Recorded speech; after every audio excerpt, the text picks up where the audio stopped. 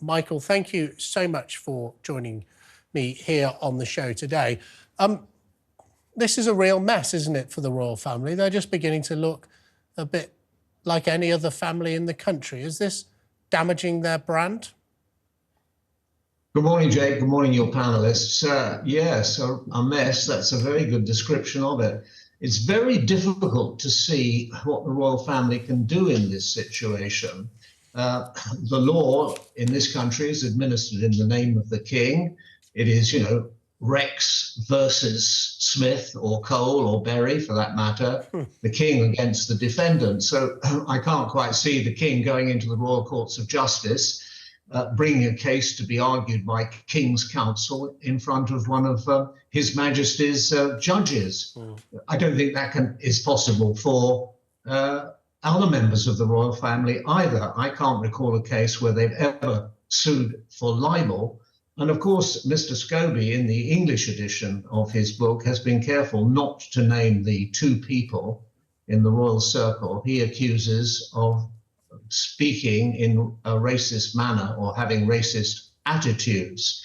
The king is really rather like, at the moment, King Lear. He'll do such things, but he's not quite sure what they are going to be.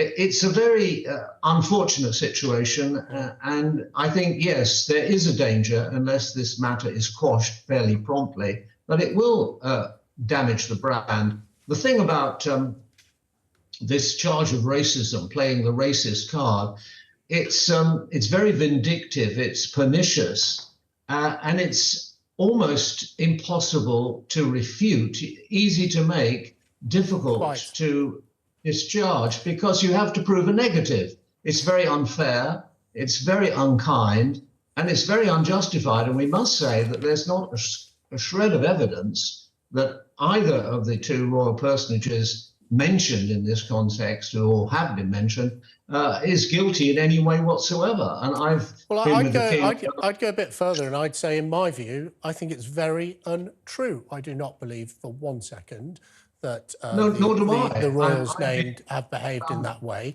But as you say, it's impossible for them to defend themselves. This sort of never complain, never explain mantra of the royal family. But we don't have to take their word for it, because, of course, Prince Harry came out after that explosive Oprah Winfrey interview and said the royal family is not a racist family. Guess what? It's one of the few things Prince Harry says that I actually agree with. He also said after that, in terms, that these comments were not racist. And then this guy, Mr. Scobie, who I don't think anyone had ever heard of, he's doing quite well for the publicity, probably selling a few books, comes out outrageously and names two senior royals, the King and the Princess of Wales, he alleges have made this allegation. I think it's a disgrace, and I agree with you absolutely. I actually agree with Prince Harry. We do not have a racist royal family, and I think we've really got to, as the public, as our king cannot speak for himself, focus on that and put that message out there. We also heard relatively recently that the Sussexes were seeking an invitation to Sandringham for Christmas. Are they more likely to join me on an ice skating holiday in hell than be invited to Sandringham? I think you go down to the bookies and put a bet on them not being at Sandringham right now. But look, more likelihood of a white Christmas in Barbados. Well, we do remember very vividly that the morning after the notorious, infamous, or wonderful interview with Oprah Winfrey, it was Prince William who said, "This is very much not a racist family," and that was in response to a question from the press. And Prince Harry, when questioned by his friend, the ITN newscaster Tom Bradby, said he wasn't accusing the royal family of racism, but it was something that had been conflated by the press. Well, if that is true, he's sitting there silently on his hilltop in California. The person who can actually scotch this, who can quell this storm, who can silence this controversy, is Prince Harry.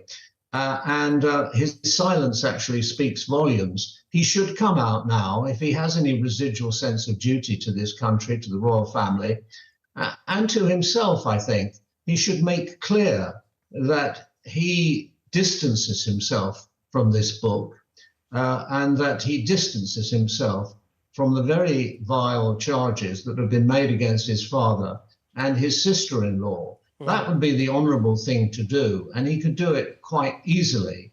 If that is what he believes, and I believe it is what he believes, he should make it clear, because then there would be no taint attached to the king and Princess of Wales, Kate Middleton. And of course, we remember the king very recently described her as my beloved daughter-in-law. They are very close. It's very wounding, you know, whether you're a royal personage or just us, to be accused of something you are not is very hurtful and harmful.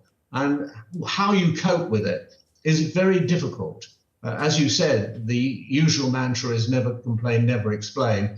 But these are such vile allegations that maybe they have to be answered. Whether there will be another studied statement from Buckingham Palace which says recollections may vary or something of that nature. But it's difficult. It's difficult. I wouldn't want to be in their shoes at the moment, although I do wish them well in dealing with it. Michael, thank you so much. What an interesting perspective he brings.